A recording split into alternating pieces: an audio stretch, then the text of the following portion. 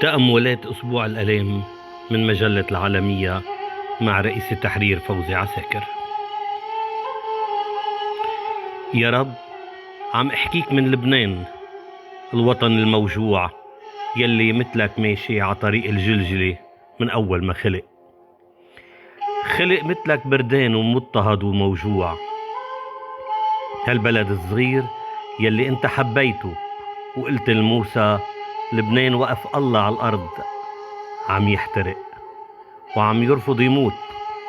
عم بسألك اليوم بعد طويلة طريق الجلجلة، يا رب جيت عالدني من 2000 سنة، شفيت العميان والمقعدين وقمت الموتى وغفرت للخطأ حتى ليلي صلبوك. كل يلي عملته من 2000 سنة كرمال الإنسان ما غير شي بطبع البشرية. عكوكب عايش عليه شعبين، الظالم والمظلوم، وبيفتقر للعدالة والرحمة والغفران.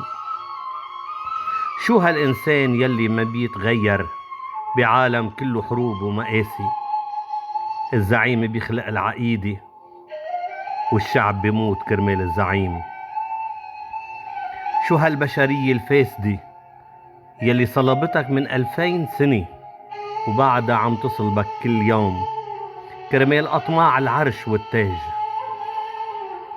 ما زهقت منا يا رب؟ هالقد رحمتك كبيرة؟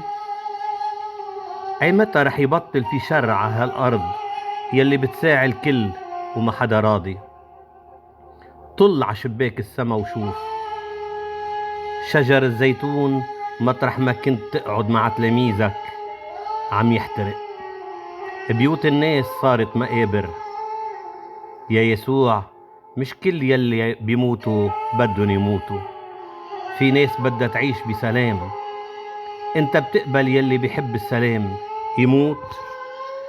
انت قلت سلامي اعطيكم، ليش بعد محل السلام بهالوطن الصغير؟